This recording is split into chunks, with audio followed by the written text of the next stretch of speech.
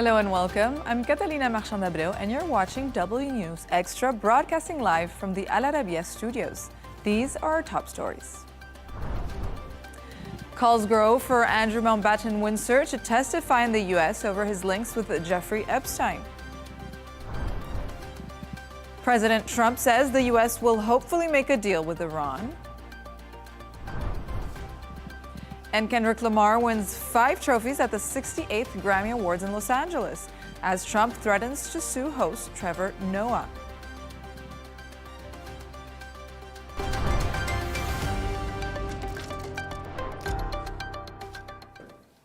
The fallout from the latest release of Epstein files continues today, with a lawyer representing his victims saying the former Prince Andrew Mountbatten-Windsor should now testify in the U.S. It comes as the UK's former ambassador to the U.S., Lord Peter Mandelson, has resigned from the Labour Party due to his links with the former financier and convicted paedophile.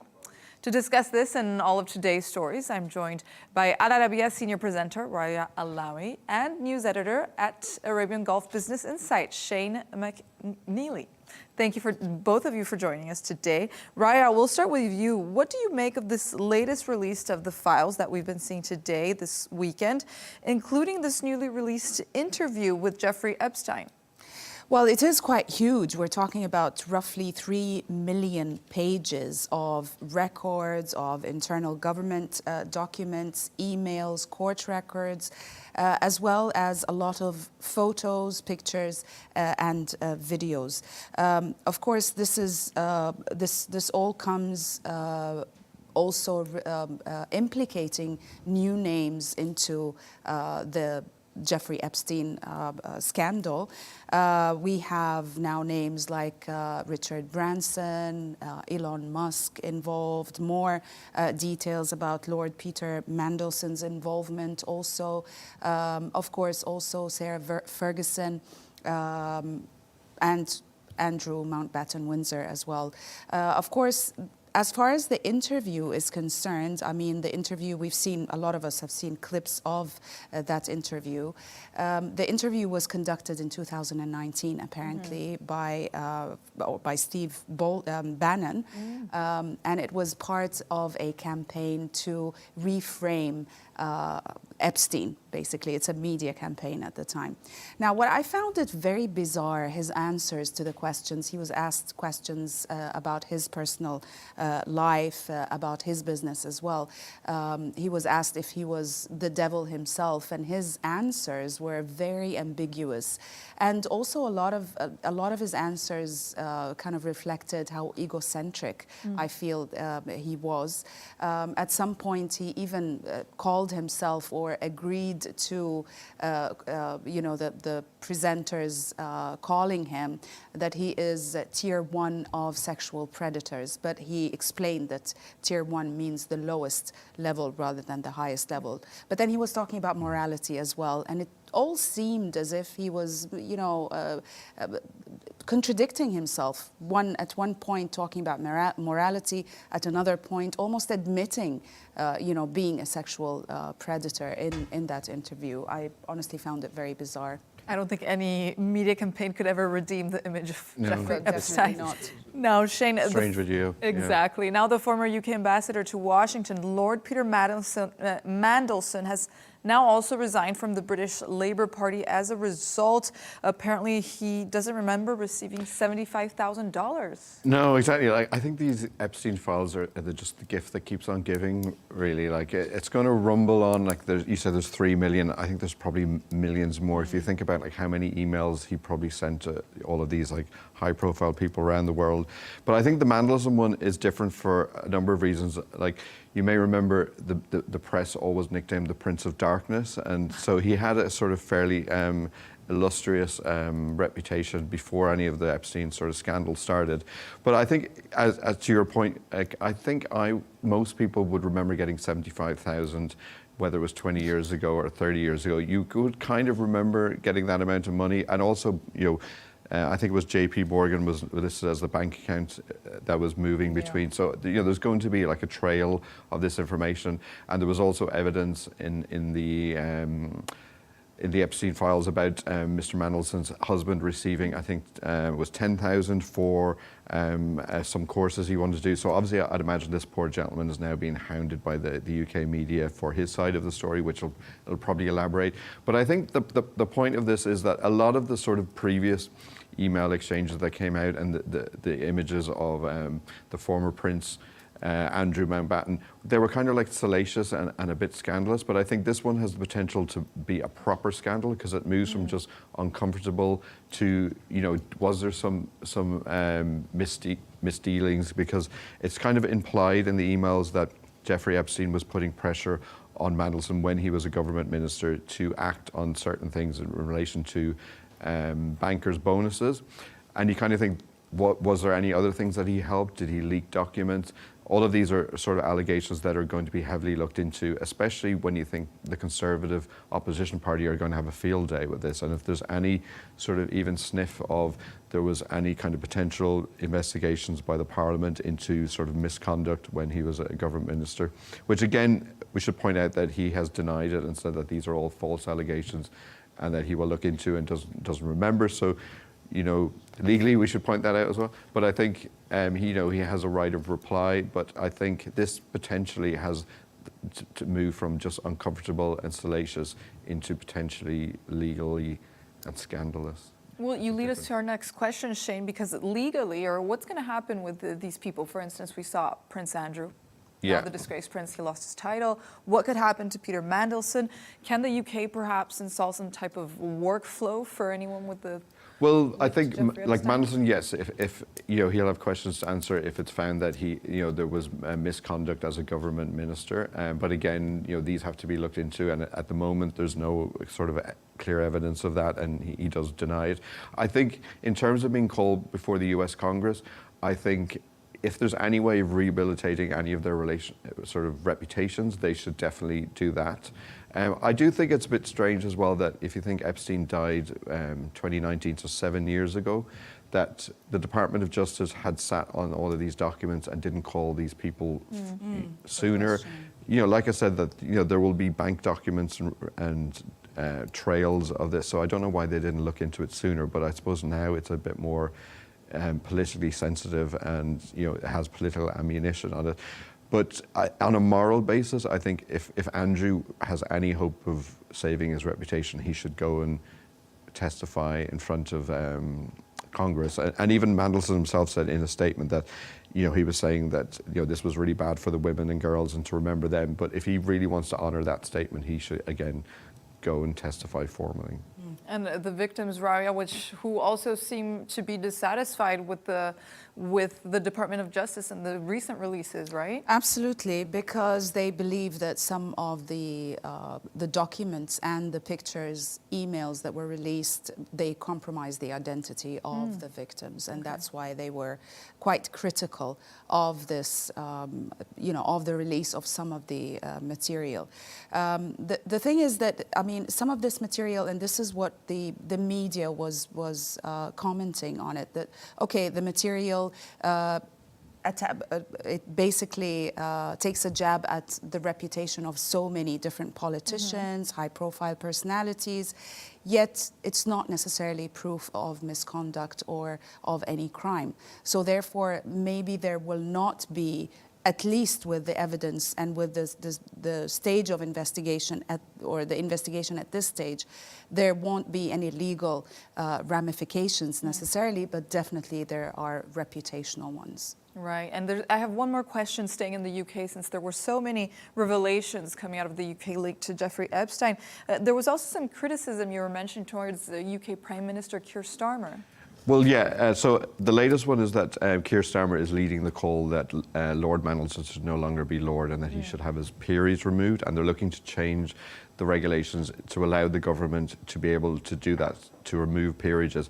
But I kind of generally get the feeling, as we were saying earlier, that at least with Donald Trump, when we were speaking last week about Minnesota, he kind of takes control of the narrative and kind of gets ahead of being told what to do in sort of news cycles. But I think with Keir Starmer, just generally seems to be kind of reactionary to everything. So the fact that you know, all of this evidence and all of this was known, you know, years ago while Epstein was even still alive. I think it's sort of unusual then that Mandelson was appointed to be ambassador, and how did that happen in the first place? So I think Keir Starmer, you know, it's one of a catalogue of sort of mismanagements and U-turns. You know, there's sort of like Taco Trump and then just kind of U-turn, sort of Keir Starmer. So yeah, so I think it's not, again, he's just giving more ammunition to the Conservatives to question his sort of leadership authority of his own party and the decisions that he's made. So again, it doesn't look good for him at all in any shape or fashion. It seems that Keir Starmer and Donald Trump are two different extremes. One of them just owns the narrative almost as soon as the event happens, sometimes a bit too early, like what happened in Minnesota. They would, you know, the White House, personally the president would be releasing information about what happened before the investigation, or at least the information from the ground is actually released. And then, you know, videos would surface, and that would completely contradict the administration's narrative. While on the other hand, you have Keir Starmer, whose reaction is extremely slow, and at least these are the criticisms against him, when whatever there is a scandal involving anybody, you know, related to the British government. So they seem to be two extremes, to be honest. Some premature, some not premature enough. Absolutely. Right? Stay right there as we move on to another story. President Trump has said the U.S. will hopefully make a deal with Iran. It comes after Iran's Supreme Leader, Ali Khamenei, warned that any U.S. attack would trigger a regional war. The United States has ramped up its naval presence and air defenses in the Middle East. Shane, we'll start with you.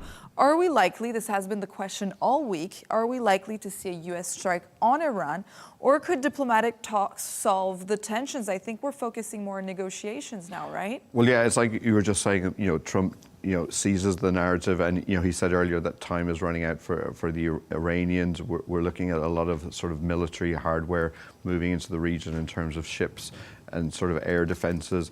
We saw on Friday that the US and Israeli sort of generals met in the Pentagon. So it feels like it's all sort of ramping up, but I'm generally inclined to go sort of Taco Trump, and that this is the military version of it, that this is all ramping up. This is sort of showboating. It's sort of to intimidate the Iranians, who are kind of on the off foot in terms of the negotiations on nuclear power. And if you look at today, even like the Iranian state media put out a statement saying that the president had ordered talks in relation to the nuclear sort of negotiations. That was then removed and seemed to disappear. But when it had been online, they were saying that there was several points that were going to be addressed. So yes, coming back to your original question, I think it is going down the diplomatic route, but I think Trump still needs to ramp up the sort of the military hardware and to show that the tough guy scenario is still on the table. So there's still that threat that diplomacy has to work, otherwise the guns will come out. Big show of force. And Rawia, what ramifications would a strike have on the overall region as a whole and regional stability? Well, quite serious ramifications. I think the way the Gulf states, the regional states here in the area around Iran, the way they've been behaving, all the advice that they've been giving to the American administration signal that there are real fears that any American strike on Iran could lead to a regional conflict, maybe a regional war. Now, that could happen in many different ways, because Iran definitely has warned that it will retaliate if the U.S. strikes it. And at the same time, Iran, we all know it has allies in the region, whether it be in Iraq, in Syria, in Lebanon, through Hezbollah, or even in Yemen through Houthis. Now, some of them have been weakened, like Hezbollah considerably, and even the Houthis, by Israeli and American strikes. Yet they are capable of targeting different targets here in the region and starting up new conflicts. At the same time, the Iranians could also retaliate against American forces in the region. We have so many different military bases, American military bases in the area. You have in Qatar, Al Udeid military base was actually targeted by Iran during the 12-day war. You have also in Iraq, also military bases. Those could be targeted. And also the Iranians could launch missiles against American allies like Israel.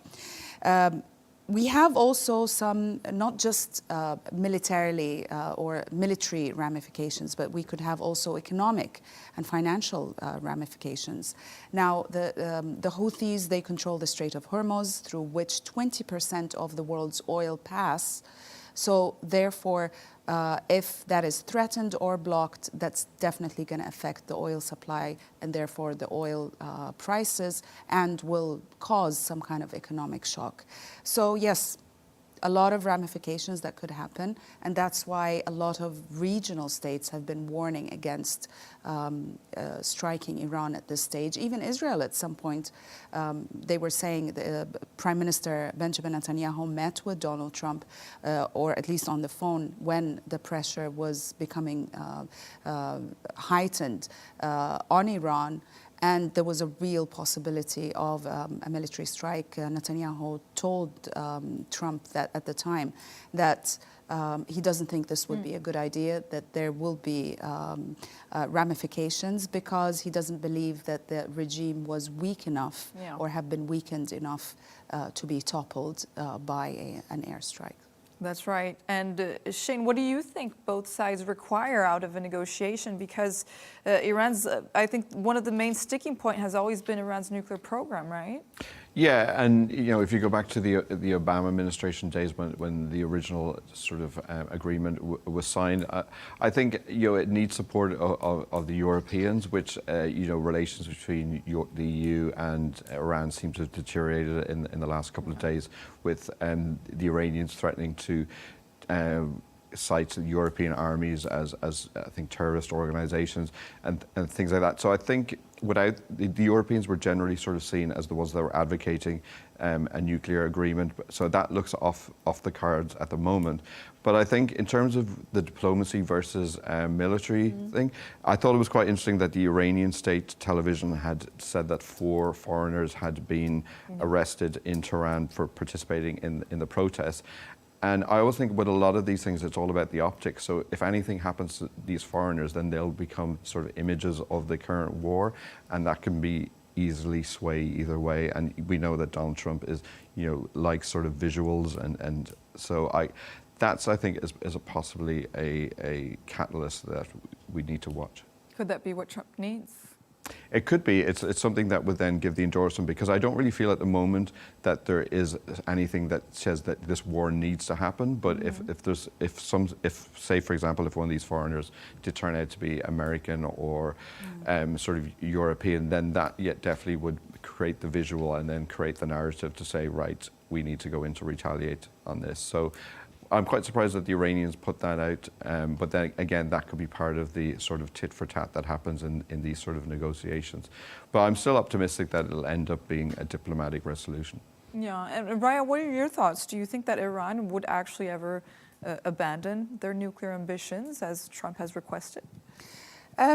I mean, I agree with Shane, at least in as much as, yes, it looks like the way to go now, or at least what the parties involved are heading towards, is diplomacy. Now, how strong and solid those negotiations are going to be, what are the prospects, it all depends. Yes, ramping up military show around the area would put pressure on the Iranians, and I think that's why there was this leak that the Iranian regime is willing to sit for negotiations, even on the nuclear weapons. So I think that the negotiations will start. They are going to be slow. The Iranians tend to stall usually and take their time.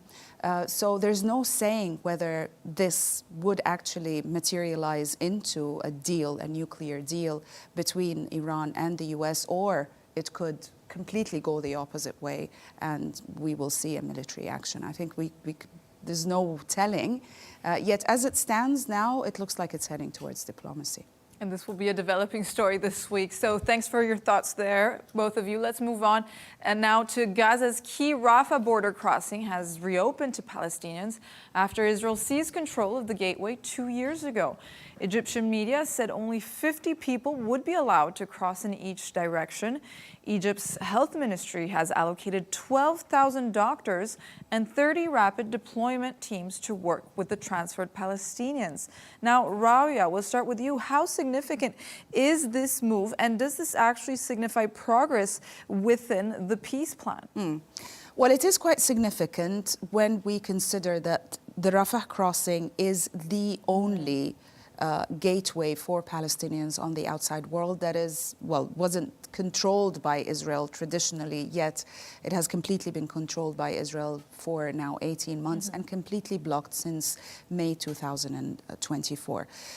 So it is significant because it will allow some relief of the humanitarian crisis that is going on in Gaza. A small relief, I would say, because aid is not going to come through the Rafah crossing. It's going to come through another crossing. The crossing is only open for Palestinians, pedestrian as well, not in cars. So the numbers are quite limited. We're talking about 50 people in each direction, 50 people to come back into Gaza from Egypt, and also 50 Palestinians to leave mainly for treatment, and they're allowed to have up to 2 family members to accompany them. So we're talking about maximum of 150 Palestinians leaving Gaza per day, but 50 only coming back in.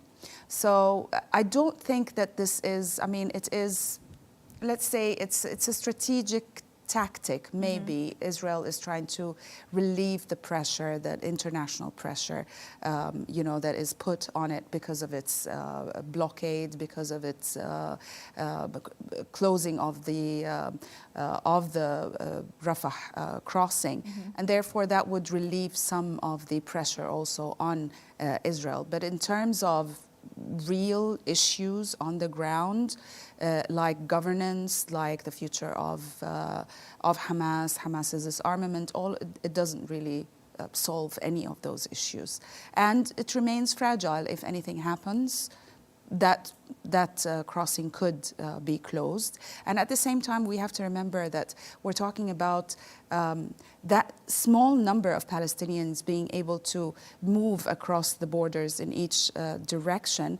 And at the same time, not much aid is coming in. So therefore, the opening of the Rafah crossing was supposed to be done in the first phase. Now we are in the second phase, and it is only a partial opening. So I don't think it adds much within the bigger framework of the peace process. So for now, it's just a small humanitarian relief. Absolutely. For now. Shane, Egypt has also set some rules about how many can cross into its own territory. What is waiting for Palestinians on the other side? Well, as you pointed out in the intro, there's a lot. Sort of Egyptian media pointed out that I think there's roughly like 150 hospitals, 300 ambulances, like you said, 12,000 doctors, and 30 rapid deployment teams. So there's a lot that's been put on display, but it's working both ways. Like we were saying earlier, there's 20,000 sick people in Palestine, and I think it was about like 4,000 children who need to come over. So you were saying if there's 50 coming over, sort of plus their family members, that's going to take 400 days for all of those people to come through. Over a year and if they're in a bad condition and sick and wounded, that 400 days is a long time to be waiting.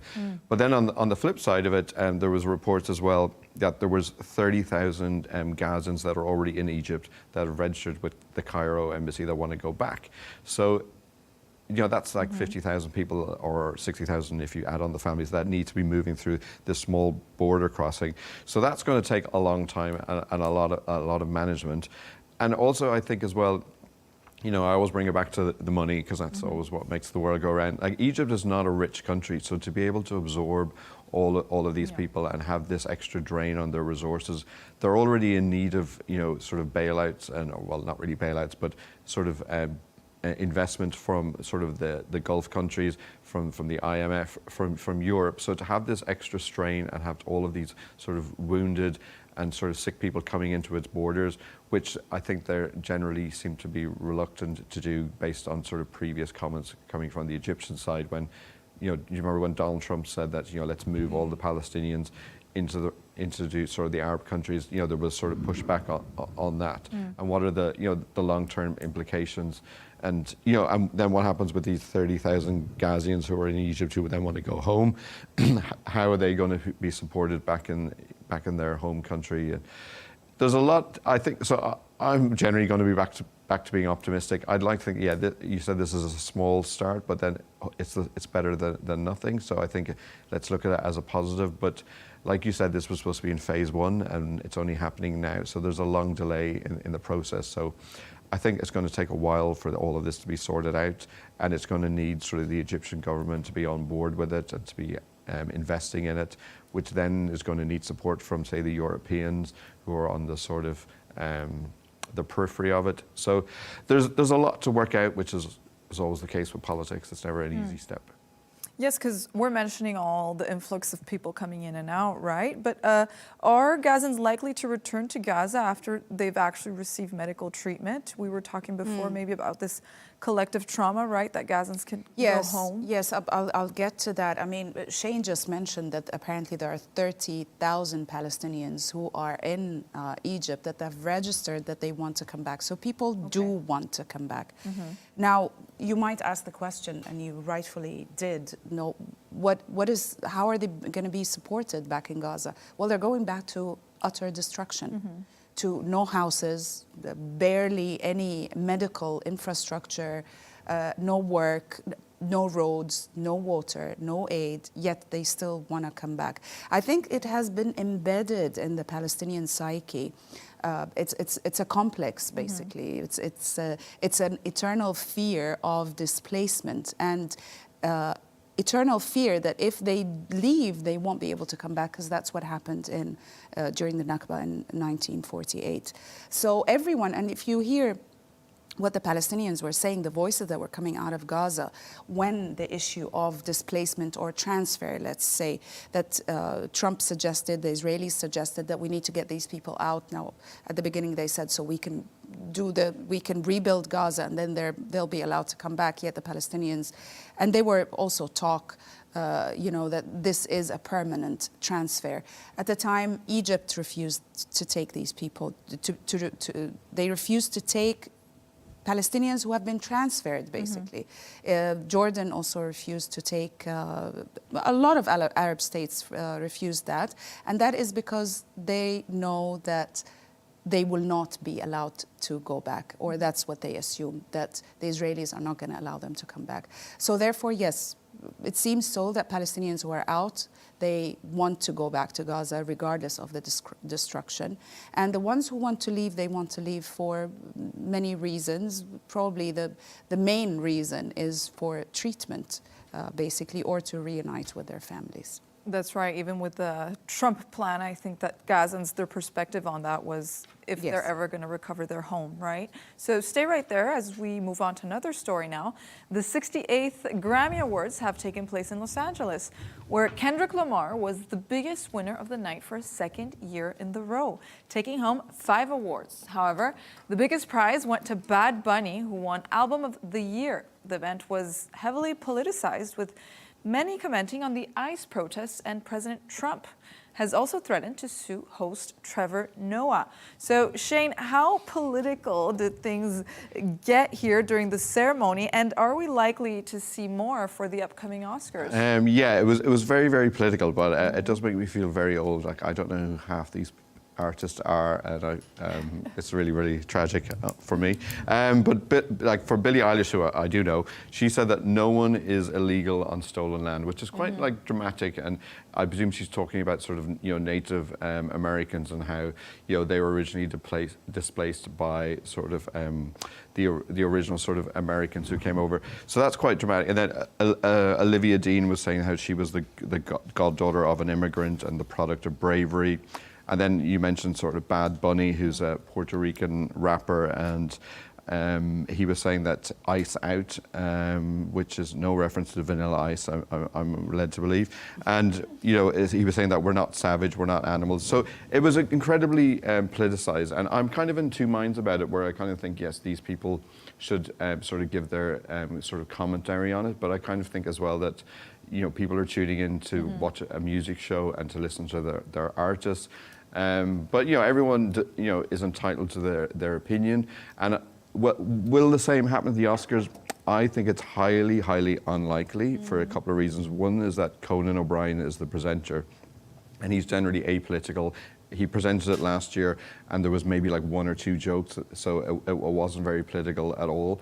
I think as well, the fact that this is a vast generalization, but I'm going to go with it anyway, is that I think generally musicians are a lot more sort of controversial than sort of actors, and purely because they, you know, they can still go and play gigs, sell concert tickets, they can make an album quite easily. While if you're an actor, you have to be collaborative, and you have to go and, you know, go to a studio. You can't just, you know, make a film. You know, they cost millions of dollars when you're at that level. So they have to be generally more collaborative people and are generally less controversial. Unless you're like Robert De Niro, then you can kind of say what you like, but you're Robert De Niro, you can say what you like. So I think the Oscars, even though it's the #1 award show of this sort of season, I think is going to be less political. But if I'm wrong in a couple of weeks, you can play back this clip, it's fine. We surely will. Yeah. Rawia, President Trump, as we also reported, threatened to sue the show's host, Trevor Noah. So Yes. tell us what's going on there. Yes. Well, he threatened to sue him, and he called him talentless, and yeah, he wasn't very kind to him, let's say this. Well, Trevor Noah is basically the host of the Grammys. This is the 6th year in a row, and apparently this is the last year he will host it according to his contract. So I think he found it a good opportunity, and he felt safe, and, you know, it's okay that he could make a comment. So he made a comment when he was presenting the Song of the Year award to Billie Eilish. He said that this is a Grammy that every artist wants almost as much as Trump wants Greenland, which makes sense. Then he goes on to say that makes sense because Epstein Island is gone, and now Trump needs a new island so he can hang out with Bill Clinton. You know, that didn't go down very well with Trump at all. Of course, President Trump responded on social media as usual, on Truth Social. He called the joke false and defamatory.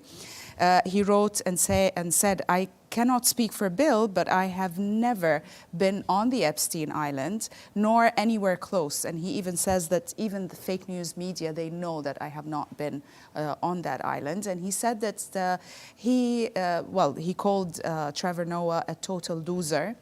And he said, "Excuse me, it looks like I'm going to be sending my lawyers to Noah. Trevor Noah is going to be hearing from my lawyers, and I'm going to sue him for a lot of money."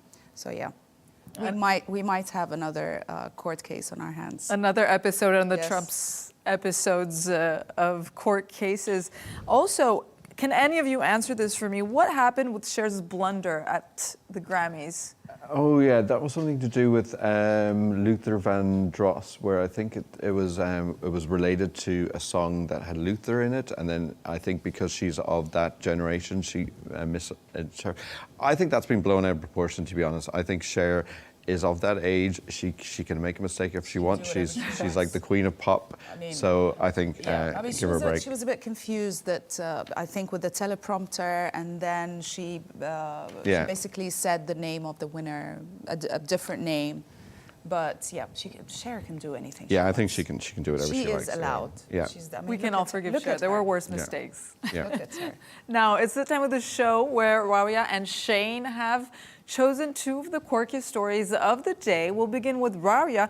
Yours is about the truth about finding love. Yes, the truth about what men and women want. Of course, I mean, the stereotypical idea is that men choose or they chase beauty and youth, and women, they choose and chase wealth.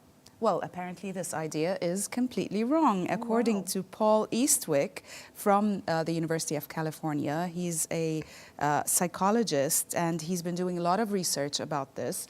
And he put all of the findings in a book called Bonded by Evolution. And apparently he says that he found that people, what they say in surveys and what they do and choose in real life are completely different. And that he found that there is no difference between men and women when it comes to choices. They both prefer partners who are younger, and they both prefer partners whose financial status is better. So, yeah. So we're getting it all we wrong. Had stereotypical ideas, apparently, well, according to Eastwick. I don't know. Maybe we'll have more research that would contradict that, or... Well, we were talking about Cher. She famously has a lot of younger partners. Yeah. Cher, Madonna. Even though, I mean, we were saying, I mean, from my observation, I feel that people who tend to go for partners, at least when it comes to age, that is, you know, there's a huge age gap, whether older or younger, they usually have a pattern. At least for women, I see, you know, women who like younger guys will always choose a younger partner, and the opposite as well if it's older. They keep their habits. Yep. Shane, you're the only man here, so you must have some input, right? Yeah, I do have a couple of male friends who are married to or dating, you know, very successful women. So, you know, it does work very well. I've sort of been older and younger in various different scenarios. Me and my wife now I'd say we're about equal in terms of age and sort of status and stuff like that. So I think it's just whatever suits you. I know there is sort of men who would probably feel intimidated by a woman who is more wealthy, but I kind of think the sort of the Sex and the City era has kind of done away with that and liberation and. But yeah, so it's difficult to know. I did have an ex-girlfriend before who expected that I would pay for everything, and she's an ex, so maybe that set me away. So. That's why she's an ex. Yeah, maybe. so maybe. So I think it's just whatever you're comfortable with, to be honest. And Shane, this is a great story. You've spotted a link between pizza orders and the Pentagon. Yeah, this is great. I love when sort of people look for sort of connections, you know, like when people who follow where Elon Musk's flight is or Taylor Swift, what she's doing. So this is sort of called the Pizza Meter, and it's an online tracker where they look at pizza orders in the fast food outlets near the Pentagon. And the theory goes that if there's a sort of sudden spike in orders, that means that the staff in the Pentagon are working late. That means that they're pulling late shifts. And that means that there's war. So I'm kind of hoping at the moment that there's very few pizza orders coming around. So. Because less than last week. Exactly, because the connection apparently is when there was the strikes on Iran, do you remember, in June last year, and also in the hours leading up to the Venezuela attack, that there was a spike in pizza orders. So I don't know where they get the information from, but so I think if you really want to know what's happening in Iran, what we were talking about earlier, you need to just go to the pizza shop. It's interesting how they go for pizza. All the Pentagon employees, they love pizza. I think you could probably do the same with like other... Big Macs and I'm trying to think if there are other fast food outlets that I can't think Indian, of. maybe. Yes, exactly. So you could combine them all together. Like I'd imagine like Deliveroo and places like that would have phenomenal insights into whether we're going diplomatic or military route. Right. I suppose also it depends on the restaurants in the area around the Pentagon. Yeah, that's true. That's true. We'll see if the pizza orders come up in the newsroom, right? When we're also reporting on war. We'll see the correlation between war and pizza here. We're going to register that. But thanks to both our guests, Arabiya senior presenter Rawia Alami and news editor at Arabian Gulf Business Insight, Shane McGinley. That's all from us on W News Extra. Don't forget to subscribe to our YouTube channel and follow us on X. GNT is coming up next. Goodbye.